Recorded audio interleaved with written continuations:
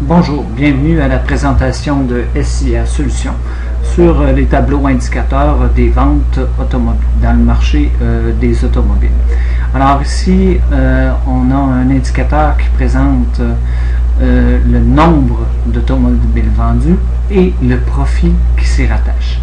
Alors si on est dans le domaine de l'Internet maintenant, alors on peut profiter de ce domaine-là.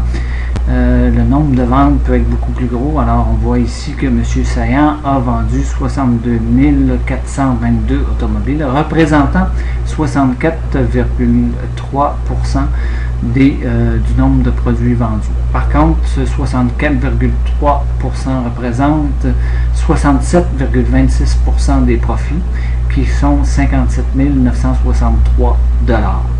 Si on regarde une autre tranche pour M. Paquet, ça représente 13,75% des ventes, par contre seulement 7% des profits. Alors on peut analyser comment nos ventes et qu'est-ce qu'elles rapportent nos ventes.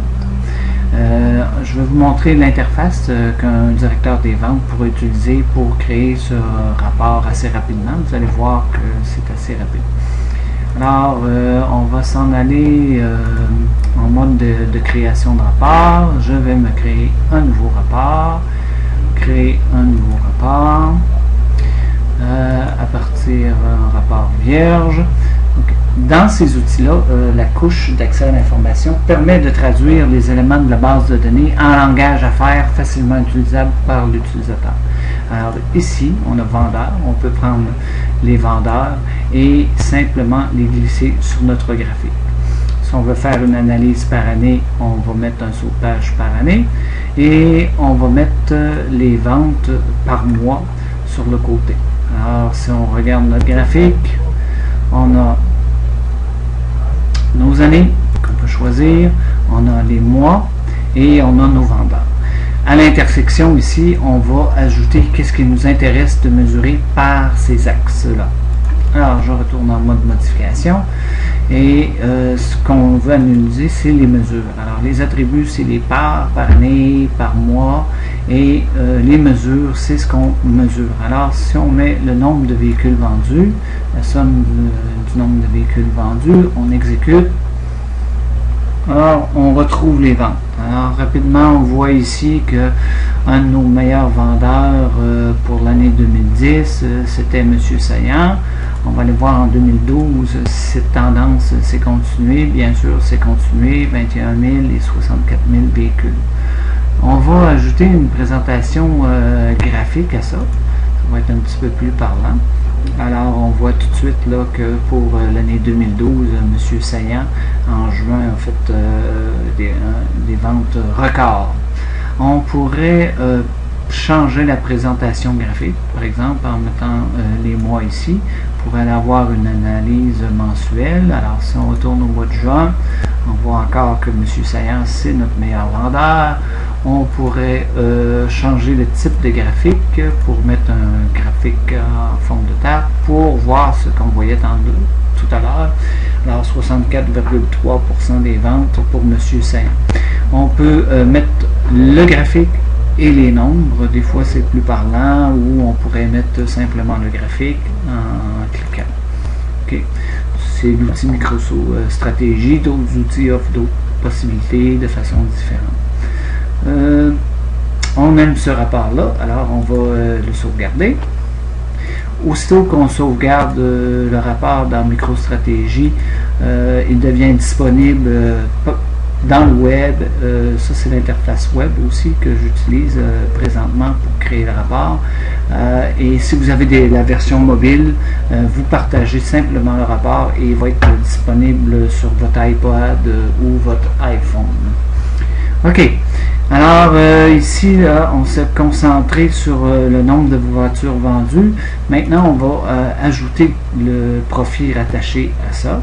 Alors, on va aller chercher une autre mesure qui va être le profit des ventes.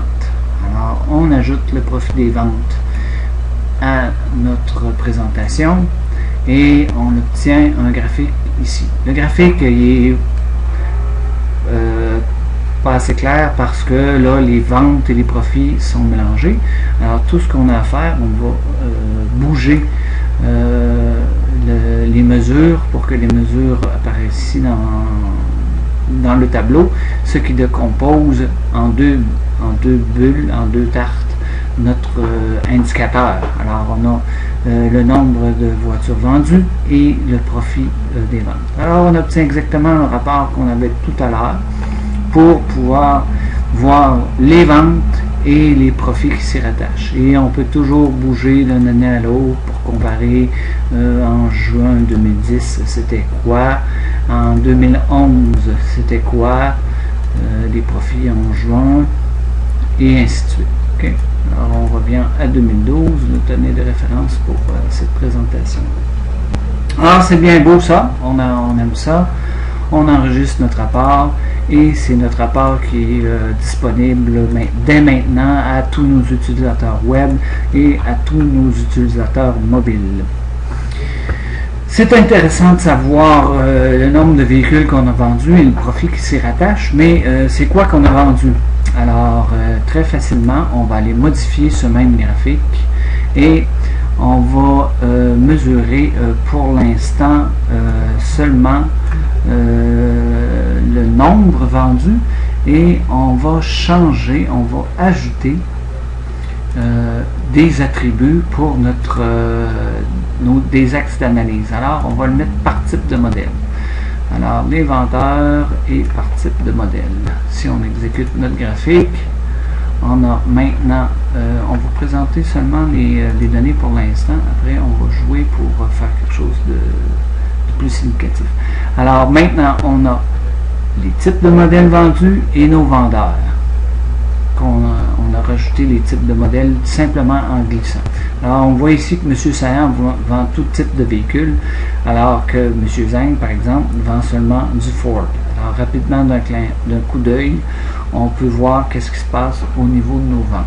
Si on ajoute une présentation graphique à ça, on pourrait mettre nos vendeurs en axe de page pour faciliter l'analyse.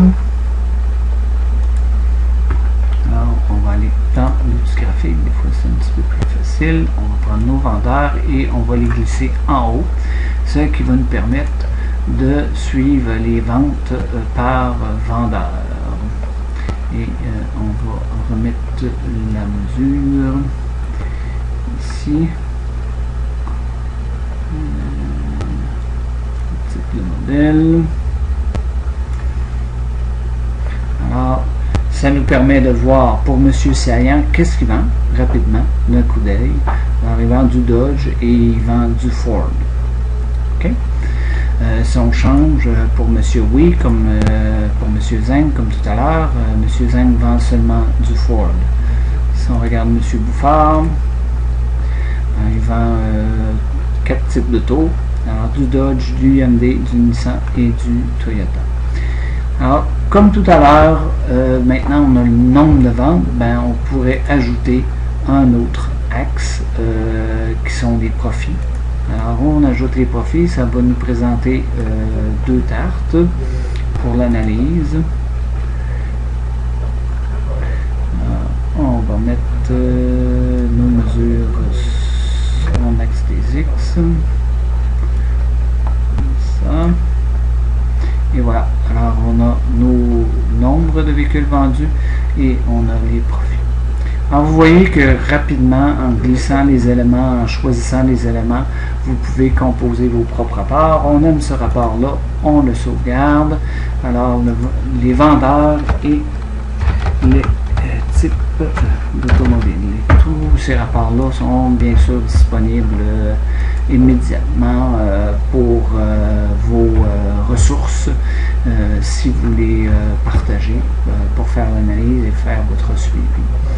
L'important dans ces interfaces-là, qu'est-ce qui nous permet d'avoir une interface où le directeur des ventes peut venir choisir ses attributs facilement, choisir ses mesures facilement pour faire des analyses. L'objet critique dans ça, c'est le modèle étoilé. Alors, pour pouvoir obtenir des rapports comme ça et faire des rapports comme ça, vous devez disposer votre base de données selon des axes, la dimension temps, qu'on a utilisé tantôt, la dimension vendeur et la dimension modèle. On appelle ça un schéma étoilé parce que ces dimensions-là sont autour de la table de fait. Et la table de fait, c'est ce qu'on voulait mesurer. Alors, tout à l'heure, on a pris les profits, qui sont un calcul entre le coût de l'automobile et le prix.